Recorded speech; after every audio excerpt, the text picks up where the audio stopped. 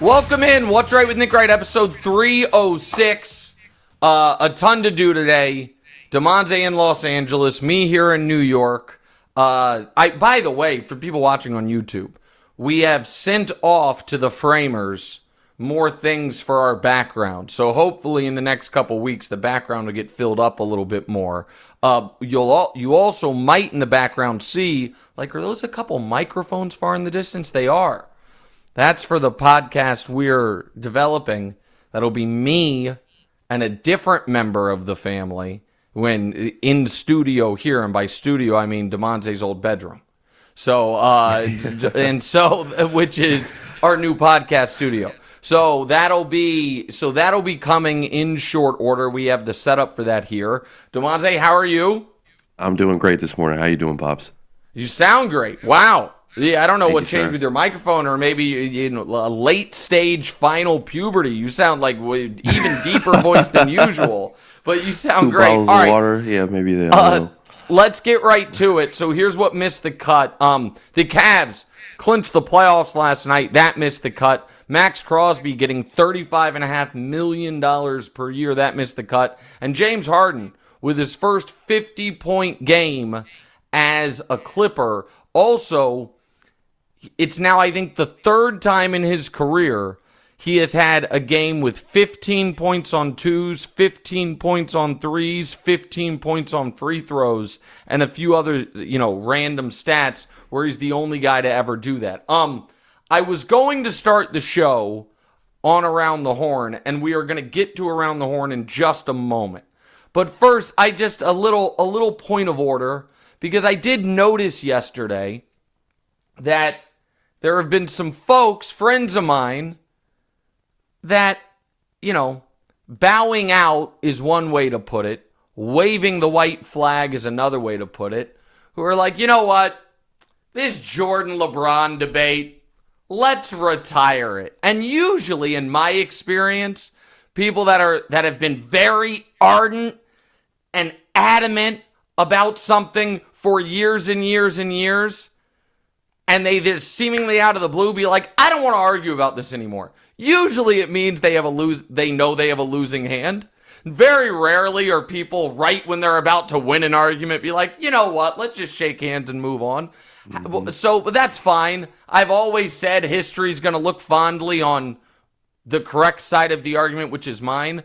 But the point of order that I must address, which is even the folks who argue that LeBron is the GOAT, far too many of them say, listen, Jordan had the higher peak, just like as a given. And then they do a whole thing, but LeBron's longevity and this and that and the third. We did a whole show on this once before, so we don't have to do a whole show where I kind of broke it down in different slices. But I just want to remind the audience in America, the single greatest season of professional basketball ever played by any player was the 2012-2013 LeBron James Miami Heat season. No player has ever reached a higher peak than the following. One vote for being unanimous MVP when no one had ever been unanimous MVP. Runner-up in Defensive Player of the Year when the guy who beat him in Defensive Player of the Year wasn't even first-team all-defense. Shooting 57% from the floor and 40% from three. A 27-game winning streak, all culminating in a Game 7 of the Finals where he hit the game-clinching jump shot for 37 and 12 against a team with 4 future first-ballot Hall of Famers. That season is the greatest single-season start to finish any player's ever had. So it's not just the longevity side of it, it's the peak side of it as well. Now we can move on to the actual show. Go ahead. All right. So after 23 years and over 4,900 episodes, Around the Horn, ESPN's Around the Horn is coming to a halt May 23rd. What are your thoughts on it ending, and what did the show mean to you? All right, so I can't speak to why it's ending. It doesn't really make sense to me, but I don't have, I can't look at their books. I don't know what their plans are. They can do whatever they want. What I do want to say, as someone who has not ever been bashful about criticizing either shows or personalities or opinions, really more opinions than people, that I disagree with, that I do not think it is an exaggeration to say, for me personally, Around the Horn was the single most important sports show that ever existed. And for me personally, I know I wouldn't be doing what I'm doing now on television if not for Around the Horn. I'm 40 years old. For people my generation, the combo in our teen years of PTI coming on the air and then Around the Horn coming on after, being for so many of us, the first shows we ever DVR'd, being daily after school viewing, and then Around the Horn for those of us who were getting into the business, being seemingly an attainable goal of like, man, one day I'm going to be on Around the Horn. And having that be a carrot of, if I work hard enough, if I can make myself a name within my city big enough, man, maybe, just maybe, I can get on Around the Horn. And it was a show for writers initially exclusively. And then it expanded a bit. And then I saw Bomani Jones on there. And I understand Bomani was a writer as well as other things, but I didn't view Bomani as a writer. I viewed Bomani as a radio host. He hosted The Morning Jones on Sirius XM, and that's how, before Bomani was one of my dearest friends in the world, he was a guy who I knew of his radio show, I knew of his Twitter presence, and I knew of him on Around the Horn. And once Bomani got on Around the Horn, I was like, I need to get on that show. I'm going to work to get on that show. And in Houston, I kind of talked my way into it wasn't even a part-time job, just an occasional appearance gig on Comcast Sportsnet Houston. And the reason I did it was to create a television reel to try to get on Around the Horn. And that show's ability to give people reps on TV, opportunities to do TV, and what it has done for people in our industry's careers is unlike any other show that I think has ever existed. And the fact that along the way, post and I have so many, I'm going to spend real time on this.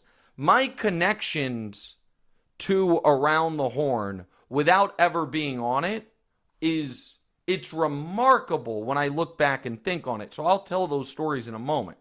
But post Max Kellerman, who did a great job with it, and then Reale takes it over. And Tony Reale, who at one day I'll meet him, but I've never met him.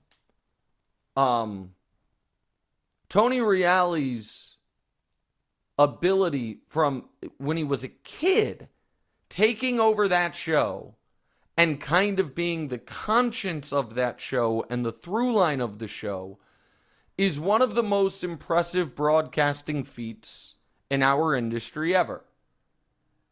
And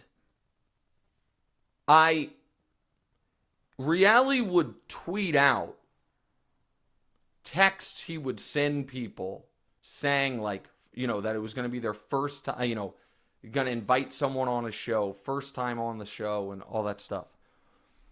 And there was a period of time where I thought I might be getting an invite. This is 9 years ago. And Reality tweeted, getting ready to invite, something, I'm going to misquote it a bit, but, getting ready to send out an invite to someone who's never been on a show and then describe the person. And I convinced myself it was me he was talking about. And I was just waiting. I remember I was in an airport and I was so nervous. I'm like, I'm going to be on the plane and I might not get the text. And then I got on the plane, no service, get off the plane, turn my phone back on, don't have the text, and I check and see. I was like, oh man, it wasn't me. And it was such a goal and a valuable thing. And I'm sad it's going to be gone. And when I say my connections to it, Damonza, the through lines of this are truly going to blow your mind. Okay? So I already mentioned Kellerman was the original host. Kellerman, I interned at ESPN Radio 20 years ago in New York, ESPN Radio New York, and Kellerman was one of the guys I interned for. But that wasn't a real connection. I mean, I knew him and he was super nice to me, but that wasn't the connection. The connection is the following, okay? It's 13 years ago. I set up a meeting. I'm going to go to New York. I'm doing radio in Houston. I'm going to fly to New York, and I'm going to meet with two people. One is Eric Rydholm, who created Around the Horn, and the other is Jamie Horowitz, who was a big wig at ESPN, kind of on the TV show side, First Take. He then ended up being, well, I'll get to the Jamie piece of it in a minute. And I'm going to go meet with those people and sell them on, let me have a shot on this show. Let me have a shot on Around the Horn. And I fly into New York on my own dime, and when I land, I check my email, and my meeting with Jamie has been canceled because he got called into Bristol. And I now have a meeting with someone else who I don't really know who he is, but when I see the name, I'm like, oh, I recognize this name. I've heard this guy on Bill Simmons' podcast, and he's a different executive at ESPN. And so I have a night before I flew in at Tuesday night. The meetings are Wednesday morning. I'm going to meet with this guy who's not Jamie, and then I'm going to meet with Rydholm.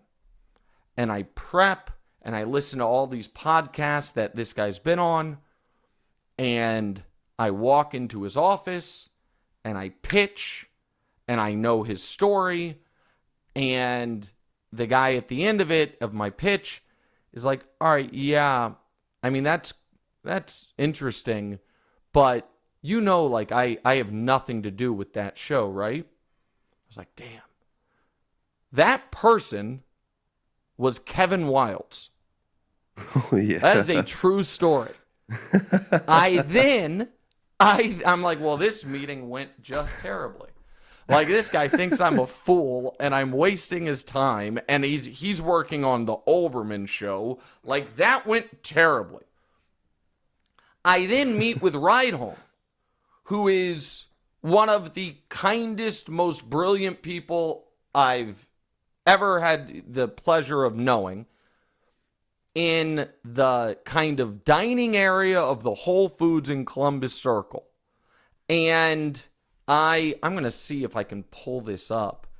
The emails. Bring manila envelopes to these So meetings? This one I did not. Okay, yeah. So I have I didn't do the manila envelope thing, but I want to spell his name right in the email. See if I can find the email. But see, so if I can get the exact date. So the first date. Okay, so this is we met in November of 13. In November of 13 is when we met, when I went to New York. And so this is like 12 years ago, like I thought. And so the meeting went really well with Wright home, but he was like, listen, we do have, you're not a writer, essentially. But the door is not closed to you. So I kind of pitched him. My pitch to Wright home, if I remember, in fact, I'll just tell you guys. I do remember. I don't want to act like I'm not sure. I do remember. My pitch to Wright home was this. They had, at that point on Around the Horn, kind of old journalists and then the new wave young journalists who they brought on. And the old journalists were almost all white guys. And the vast majority of the newer guys they had brought on were minorities and women. And so what I said to him was, I was like, as an audience member, very often you are having disagreements that I think break down on generational levels, but appear to be breaking down on either racial or gender angles, because all the old guys are white males and almost all the young people are, either women or non-white guys. I was like, so you basically, my pitch was, you need an older black panelist and a younger white panelist to see, like, wait, is this a generational disagreement or a cultural, racial, whatever it was. And he was receptive, but I wasn't a writer. And so that was in 13. Fast forward to a couple years later, Jamie gets hired from ESPN and some other places to run FS1.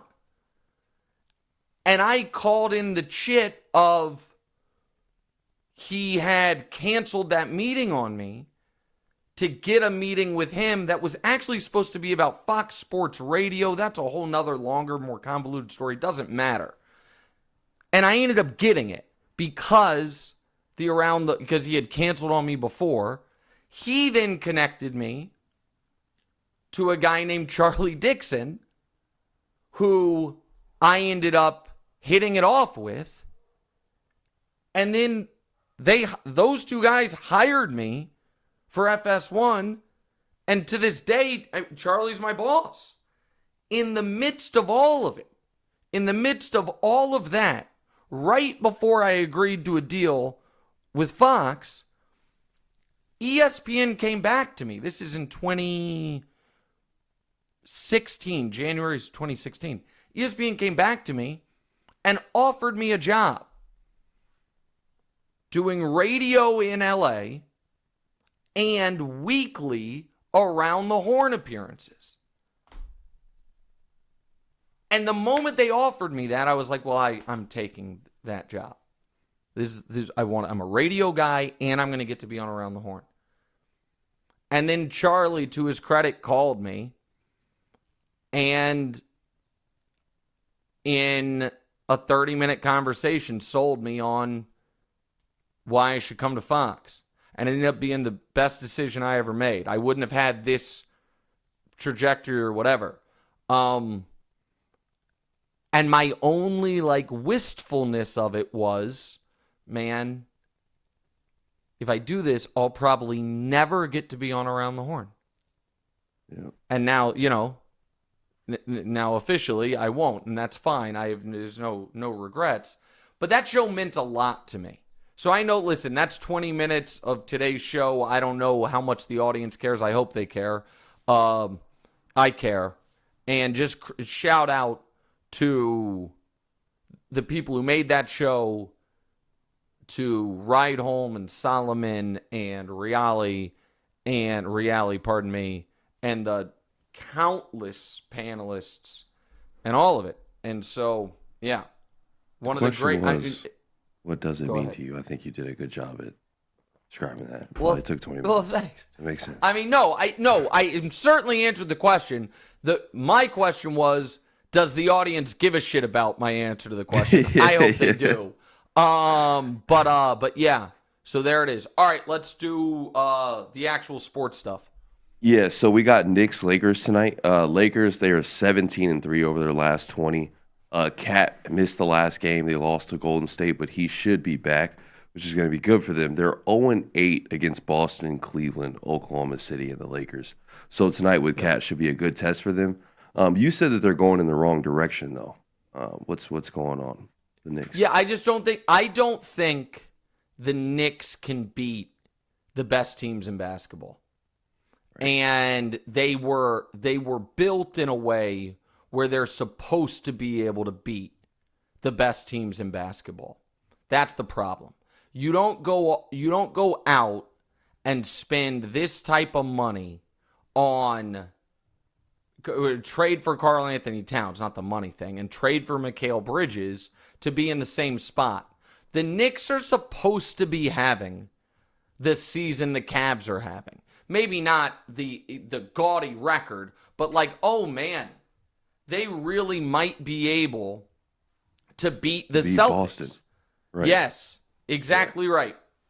And instead, they just get their teeth kicked in by good teams. Now, it is usually in moments like this that you get the league zags a bit, where this is when everyone is super high on the Lakers right now and way low on the Knicks against good teams. It's the type of game you're not that shocked if the Knicks win tonight, and I wouldn't be that shocked if the Knicks win tonight. The Lakers, and we'll get more on the Lakers in a minute, the Lakers can't stay this hot.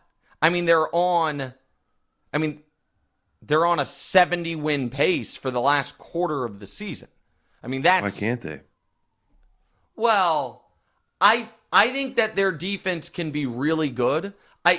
They have the number one... let me rephrase that. I think their defense can be good. Their defense during this stretch has been great. I think that is probably... Off a little bit. Yeah, I think that water will find its level a bit there.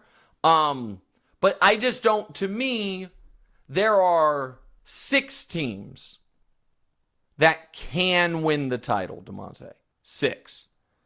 And this is not in the order. But in the East, Boston, Cleveland, Milwaukee.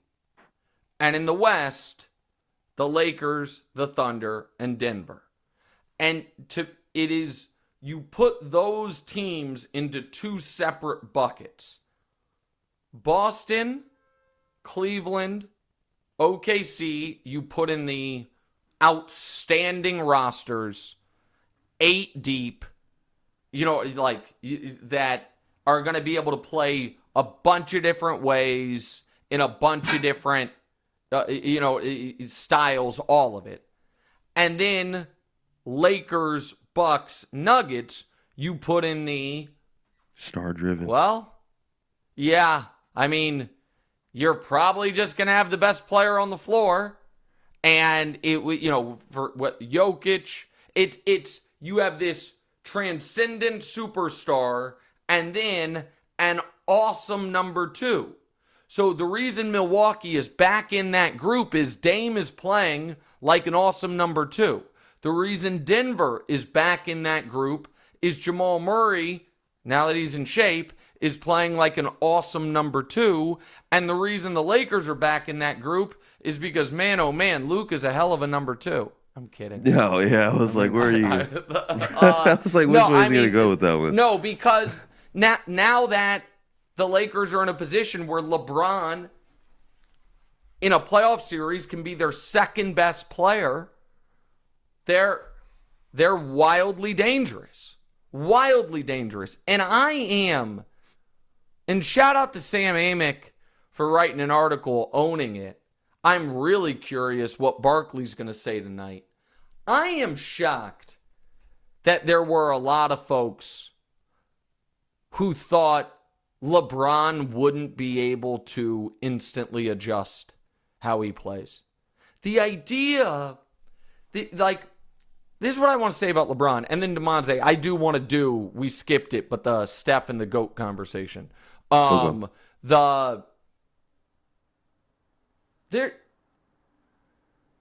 The amount of people who act like LeBron plays,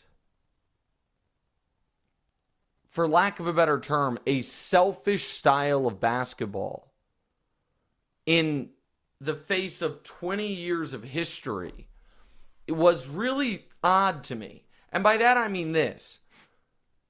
The idea that LeBron has played at times kind of a heliocentric, I need to control everything style in service of his ego, as opposed to in service of this is the best way to win.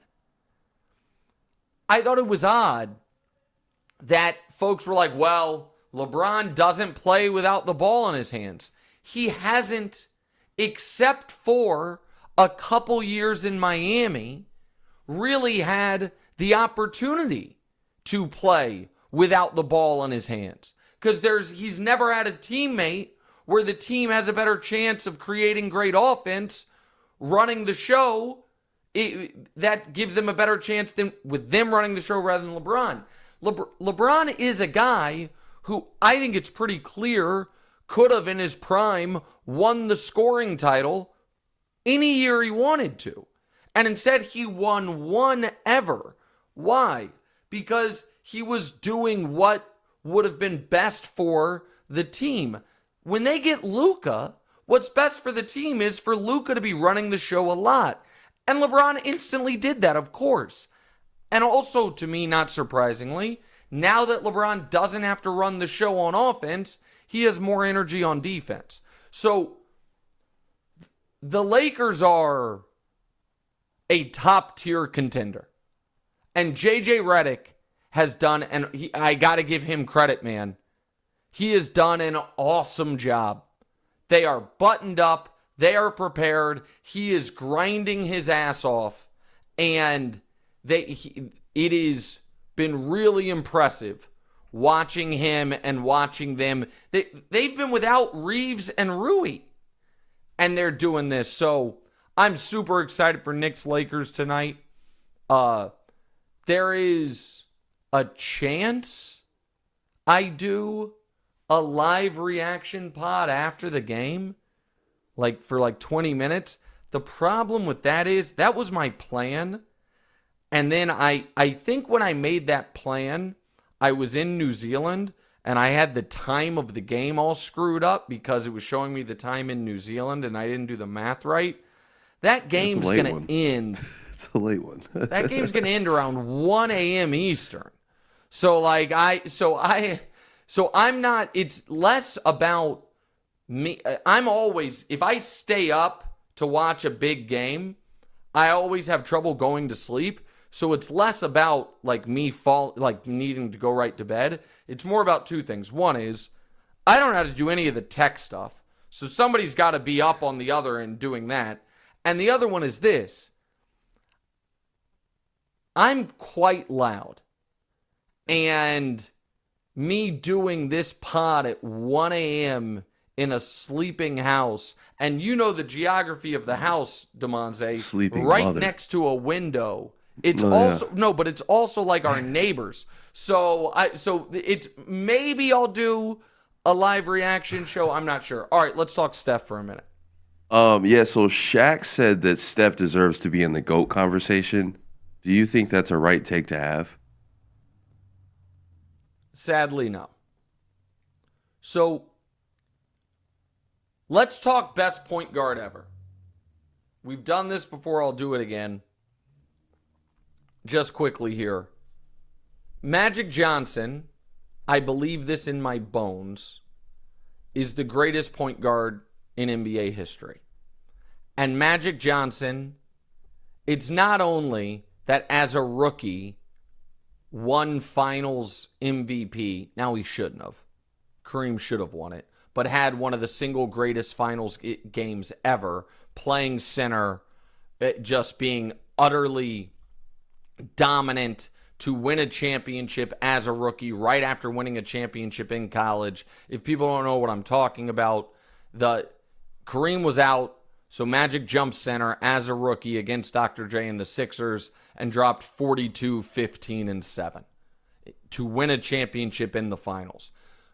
That almost gets talked about too much. And what doesn't get talked about enough, in my opinion, is this, Damonza. In year 3, Magic Johnson was second team All-NBA. And then after that, he played 9 more seasons before the HIV diagnosis and was first team All-NBA all 9 seasons.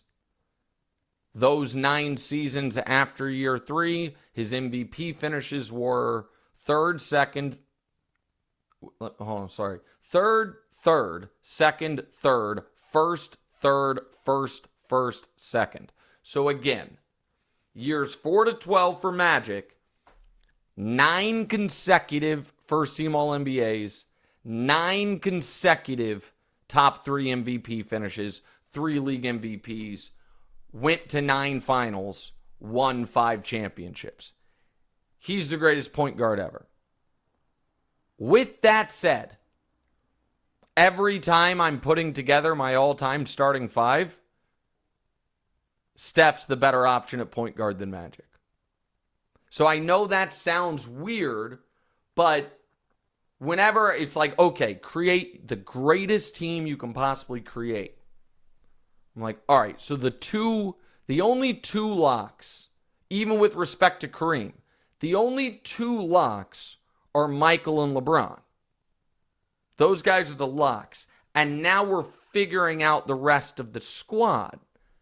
And so I go, all right, so LeBron's there. He can bring the ball up. Michael couldn't shoot a 3 to save his life, so I probably need some more shooting. Defensively, I'm going to be a monster anyway, so I'll put Steph in place of Magic. So that's where the best point guard conversation, gets off to a rough start. Or not a rough start, but it gets complicated. But as far as best player of all time, I just told you Magic has 9 first-team All-NBAs. The guys who are actually in the discussion for greatest player of all time, LeBron, Michael, and Kareem, they have, as far as first-team All-NBAs, 13 for LeBron, 10 for Kareem, 10 for Michael. Some people throw Kobe in there. I don't think that's legit, but that's fine. He has 11. Steph has 4. So he doesn't have the great season after great season after great season that all these other guys did. Here's the other thing that he doesn't have. And again, I'm not tearing him down. But if everyone who is actually in the GOAT debate, which I think is only 3 people, but other people might want to expand it to a couple others. And even if you expand it to them, if you include Magic, if you include Wilt or Russell, pick whomever, they all had an extended period where they were unequivocally, undeniably the best player in the league. Steph doesn't have one. Steph doesn't have one season. Now that's, again, it's like, well, it's his whole career is during LeBron's career. I get it. But so you can't be in the GOAT conversation and you can be like, what about the year he won unanimous MVP? Yeah, he was going to be considered the best player in the league. And then the finals happened. And so, there has just not been a spot. I'm not tearing him down. You guys know how highly I think of him as a player. He is greatest shooter ever. He's the greatest shooter ever. He might be the greatest ball handler ever. He's one of the greatest teammates ever. But He One of the best is off-ball players. I know that's not like exactly the best no, accolade. Probably one of the best off-ball players in NBA history, I imagine. maybe the best. Right. Yes. No, all those things really matter. I find, to me, uh nobody wants to have this debate, but an interesting one is him versus Duncan. Like it's hard to do, like putting up Steph's career versus Duncan and Steph's career versus Kobe and Steph's career versus Shaq are all really interesting because those are four so different players. Just such drastically different players, different styles, different career arcs. Like those to me are real debates. But Steph versus LeBron, Michael, and Kareem are not. It's just not. And that's fine. Like, that's not a. It was also weird timing to have this discussion. Like, Steph was having a down year, and the Warriors were 25-25. And then they traded for Jimmy, and they're, on the uptick, and Steph is playing some of his best basketball of the year. But this isn't like some magical Steph Curry season. He's not. He has no shot of being first team All-NBA this year. He is. I remember when they traded for Jimmy, he had as many games with 15 or fewer points as he had 30 plus points. Like, he's averaging the fewest points he's averaged in a season since his first MVP in a decade. And he's averaging below 40% from three for just the second time of his career. So again, I'm not, he's all that's true. While it's also true is he's having the greatest old little guy season ever. So all those things can be true at the same time. But GOAT conversation, now we're getting a little cuckoo. He might show up, however, in our DraftKings player prop. Who's scoring big in the NBA this season? You are, with all the new ways to get in on the action at DraftKings Sportsbook, an official sports betting partner of the NBA. From monster slams, dishing the rock, cleaning the glass, get behind your favorite players and the prop bets you can make at DraftKings, the home of NBA player props. Get ready to place your first bet. Try betting on something simple, like picking how many points your favorite player will have. Go to DraftKings Sportsbook app and make your pick. Tuesday, I gave you two great picks. Karl-Anthony Towns, because he wanted to go after Draymond, because Draymond talked trash. We said is over. And Austin Reeves, because he was coming off an injury. We said is under. Well, Karl-Anthony Towns didn't play for personal reasons. My Austin Reeves injury handicapping was so spot on. He didn't play either. So no action on either of the ones I gave you. This is one of the issues with giving these out 12 hours for the games, but it's fine. Today, I'm looking at Steph over 25.5. Why? Playing Brooklyn. Score on them, even though Brooklyn's playing better. And all this GOAT talk lately, Steph's got to put on a show. And I'm going back to the well. Austin Reeves should be playing tonight. I'm going under 18.5. He's coming off an injury, probably on a minutes restriction. So Steph over 25.5. Austin Reeves under 18.5. Lines and odds subject to change. First time, here's something special just for you. New DraftKings customers, bet $5 to get $150 in bonus bets instantly. Take it to the rack with DraftKings Sportsbook. Every point counts. Download the DraftKings Sportsbook app. Use code Wright. That's code Wright for new customers to get $150 in bonus bets when you bet just $5 only on DraftKings.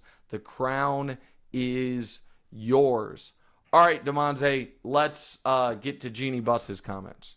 Yeah, so she recently opened up about the AD trade, and she said, "We have lost the last 3 years in a row to the Denver Nuggets in the playoffs, and we really didn't have anything that was going to look different going into the playoffs again.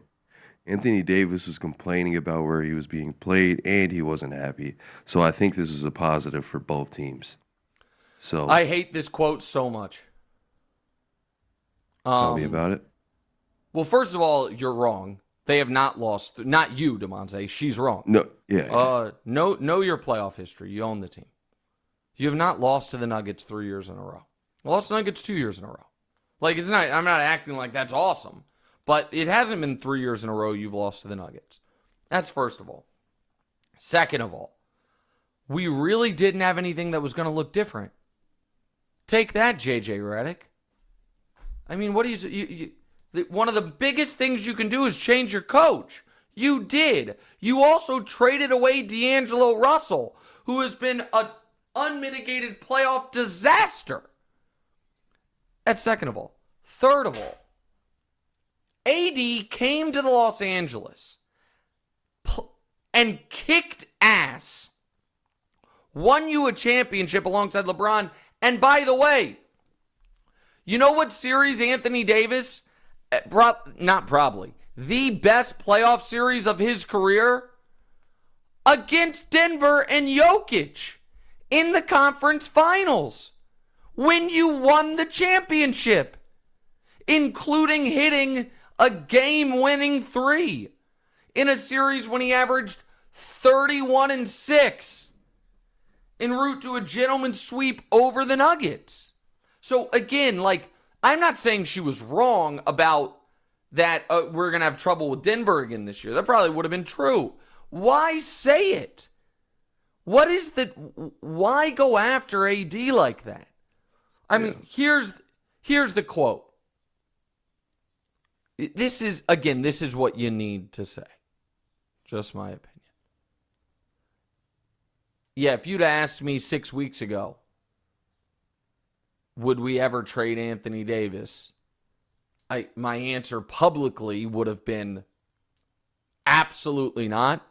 But my answer even privately to friends would have been, I mean, not unless Jokic, Giannis, or Luka are available, and they're not available.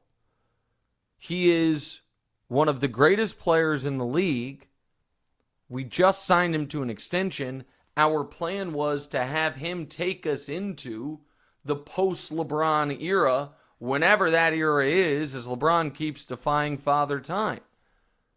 But when Rob got the phone call that we could get one of the only players in the entire league who is more accomplished, and I'll say it, probably better than Anthony, and he's 6 years younger, that's just a move you can't turn down. So, no, I was very comfortable and very excited about Anthony Davis being the face of the Lakers for the next half decade. But now we have the opportunity to have someone be the face of the Lakers for the next 15 years. And so we took it. Go ahead. That's what the quote should have been. With her saying what she said, and like, do you think even if Luka wasn't on the table, that there was a chance that they got rid of Anthony Davis? I don't know.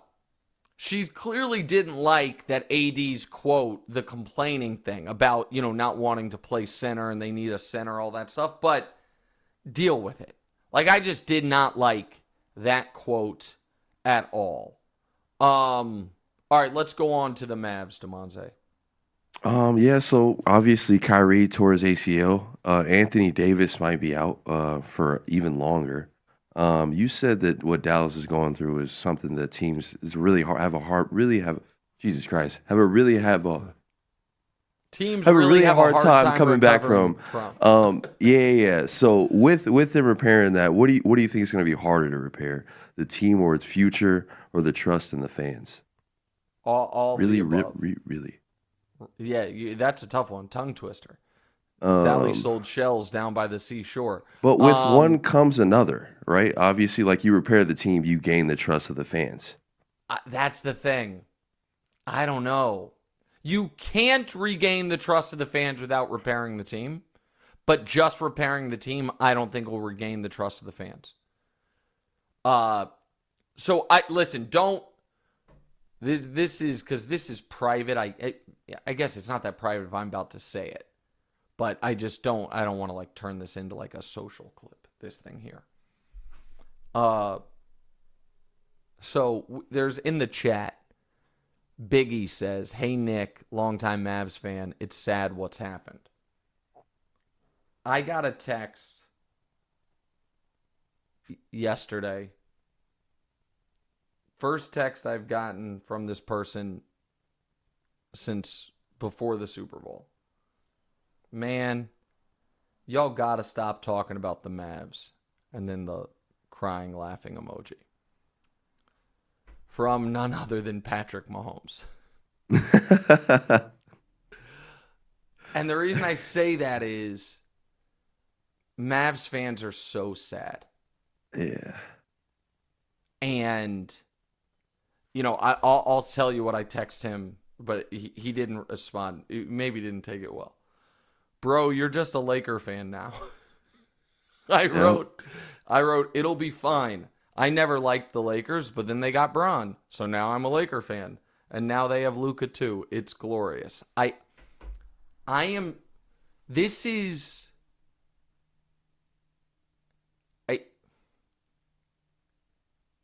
This has the feel, honest to God, of like a team moving cities, what it's done to the fan base. Out of nowhere. And so people are like, "Oh, fire Nico." Sure, fine. But the owner co-signed all of it. And by the way, let me find this statement. Nico Harrison statement on Kyrie. So here's what Nico said. So he said, "Kyrie's the heart and soul of this team, has embraced the city of Dallas and our fans as an extension of his own family. All fine. I've been fortunate enough to have witnessed his journey, his continued evolution and growth over the years. I'm incredibly grateful to have the opportunity to see him approach the game of basketball with the same energy and fierce passion for the game. He's a young man on the verge of his career." All fine there too. And then this. His work ethic and absolute dedication to his craft, it's cut from the cloth of greats. I know it. I lived it. I see the same ferocity and passion in him that I saw in Kobe. Bro, you got to stop playing the Kobe card. You just have to. We get it. You were Kobe's guy at Nike. We understand. But you traded Luka because he wasn't Kobe. Kyrie's going to be fine at 33 post ACL. Because he has the work ethic of Kobe. By the way, again, and I am rooting for Kyrie, but even Kobe, when he was older and he suffered a catastrophic injury, was never the same. I'm not hoping that for Kyrie at all. But this team is so cooked out of nowhere for no reason. I just have never seen anything like it. And I truly feel terribly for their fans. Terribly. You go ahead. There were talks of this being a move for them to tank the team so they could then be able to move to Vegas. Now, do you think there's any truth to that? Do you think that that's possible with their given situation now? No. So here's the thing. Dallas is a top 5 market. Vegas is not a big city comparatively. Like, hold on. Sorry, I'm doing a lot of on the fly. Biggest cities in the U.S. So Dallas is the number 9 city, but the Dallas-Fort Worth Metro is top 5. Vegas is number 24. So that just doesn't make a ton of... the NBA is going to have a presence in Dallas. So that was one of the many reasons this made no sense, that conspiracy theory. And hold on, biggest metro areas. Let me do that. I mean, there's nothing is really great radio podcasting like this. Yeah, that's what I thought. So Dallas, Fort Worth, Arlington is the number 4 metro, behind only New York, LA, Chicago. And Vegas is the number 29 metro. So that speaks to it even more. Shout out Kansas City. Kansas City, number 31 metro. We used to be like 27. Coming We're up. falling a bit, but that's okay. Going coming down. up and Sorry. down a bit. Yeah, no, that's all right. Fluctuating. Yeah, fluctuating. But so that's not going to happen. But again, if you have made a move that is so catastrophic and incomprehensible that folks are like, maybe you're trying to pull a major league on your own team. Or I guess the more common example of it would be for season 1 Ted Lasso on your own team, then you probably should just resign. And I also want to say one other thing. Because there's this whole thing that like, oh, Kyrie's workload had nothing to do with the injury. No. Obviously, it had something to do with the injury. So he led the league in minutes last 6 weeks. And people were like, well, it's not an overuse injury. It's not a soft tissue. It's a fluke thing. Got it. Even if I concede that point, here is the very, very simple response to that. What are the chances you have of getting hit by a car crossing the street? Let's call it 1 in 100. Well, if you normally cross the street 15 times a day, and the last 6 weeks you're crossing the street 30 times a day, and you get hit by a car, is it because you were crossing the street more often than usual, or was it just a fluke thing? Well, I don't know, but you gave yourself more opportunity to get hit by the car. Kyrie Irving didn't blow out his knee walking his dog. He did it playing basketball. And so the more you play basketball, the more often chance you have an opportunity to suffer a basketball injury. And so I'm not saying that, oh, Kyrie needed to be load managed to the hilt. But of all the players in the league, he was leading the league in minutes. That seemed reckless. And so, yeah, I just don't know what you do if you're Dallas. I really do not know what you do if you're Dallas. Just fold. This is what my buddy Mike Meltzer used to say, fold the franchise. I don't know, man. All right, let's go fast this next one. You did the season debut of King of the Hill on your show the other day. You said that Jokic is clearly the best player in the NBA. So why is you in Vegas giving Shea the MVP edge? Because the best player doesn't win MVP every year. LeBron doesn't have 14 of them. Jordan doesn't have 8 of them. Jokic is the best player. Shea's having the best season. So, like, it's not like I didn't say Jokic was having the best year. Shea's having the best year. And he right now deserves MVP. And he had another great game last night. That to me is like not a complicated one. That just being the best player in the league does not mean that every year you had the best season. And I'll say another thing. Each MVP is harder to win than the last. The threshold to win your first MVP is here. The threshold to win your second MVP is here. The threshold to win your third MVP is very high. And the threshold to win 4 or 5 or 6 is astronomical. And so Jokic is sitting at 3. And so even though he's going to average a triple-double as a center, because his team right now is the 3 seed, and Shea's team is going to win 67 games, and Shea's going to win the scoring title, right? He's going to win the scoring title, isn't he? That's going to be enough. He's going to win the scoring title by a lot. It's 32.8 points per game. So, yeah, Shea's having the best year. Jokic is the best player. What I'm interested in the MVP thing is LeBron going to finish top 5. LeBron finished top 5 in age 40. Woo!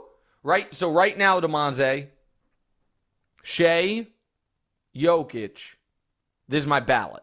Shea, Jokic, Giannis, Tatum. That's my 4. That 5th spot, it's either Bron or Donovan.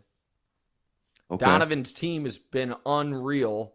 Yeah. LeBron's got better numbers across the board than Donovan. And then here's the other thing. I hated that the NBA changed all NBA to positionless.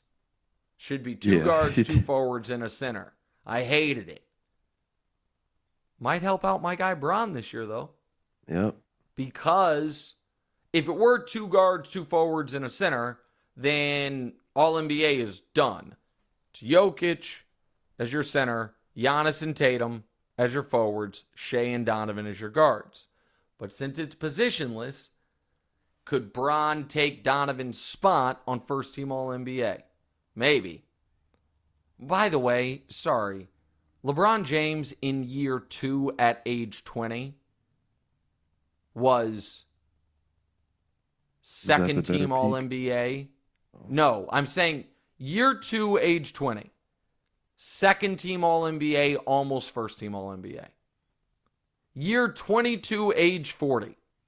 Probably going to be second team All-NBA, almost first team All-NBA. It's unbelievable. All right, we're going to do some quick hitter NFL stuff and answer your questions. But first, this episode of What's Right is brought to you by Daya Pizza, featuring dairy-free cheese made with their new Daya Oat Cream Blend. Dairy-free cheese come a long way, and Daya is leading the charge. Their pizzas offer the melt and stretch of traditional cheese without any dairy. Each Daya pizza starts with a perfectly crisp crust, layered with savory, satisfying toppings, and finished with cheese that melts and stretches beautifully. The Daya Oat Cream Blend delivers a creamy, cheesy texture that's indistinguishable from dairy-based options. Every pizza crafted to be dairy-free, making it a great choice for anyone seeking more inclusive meal options without compromising on taste. Daya takes the concept of dairy-free to a new level, eliminating faux mou. It's not the fear of cows, that is the fear of missing dairy. These pizzas deliver delicious taste and texture, making them perfect for any occasion, from casual dinners to game day spreads. Enjoy a faux mou-free pizza night with Daya. Visit DayaFoods.com for more information, or find Daya Pizza at retailers like Whole Foods, Kroger, and Walmart. Coming soon to select Publix and Sprouts. Follow Daya on Instagram and TikTok for more updates and recipes. By the way, before we get to the football stuff, speaking of sponsors, I haven't talked. Damonza, did you end up getting a new car? Still got the same car? What happened? I still have the same car. Nobody. I've been checking my email. Obviously, I've been checking. Card? No, I'm going to Key on Sunday though. We're gonna talk about something. So I was gonna say it's coming up. When's it's coming up? Yeah, it's coming up. I've I've got like a week and a half, but I'm going Sunday. Yeah, you've now shifted the power back to them a bit. Really? I What do you have mean? to tell you. Oh wait. Well, now I will you're tell right them. up against the timeline. The same thing that you were telling me that I would never do. Hopefully, the Kia dealership doesn't watch the pod, but I will tell them. Yeah, like, let's keep this. Let's keep this. No. Let's keep. Okay. I was gonna ask: is King of the Hill basically just Club Superstar with more sections? No, it's Mahomes Mountain, but for basketball. All right. Club You Superstar. didn't make it fun. I wanted to make it some type of fun. So, all right. No, why? Why? It's like the same. Where did that? It's more NBA players. I thought you guys were expanding on the Club Superstar. Why are you looking at me like that? Club Superstar is very specific because it's a 1-in, 1-out policy, and it's not Is it like 12? It's not just about how you played this year.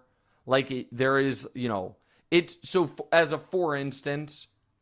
But how you played even this year could get you taken out, right? Or for some guys. Right. But Steph Curry's superstar. Right. He would have to have a truly horrendous year to be out. Yeah, I get it. And I'm not even going to say the idea of LeBron not being in there.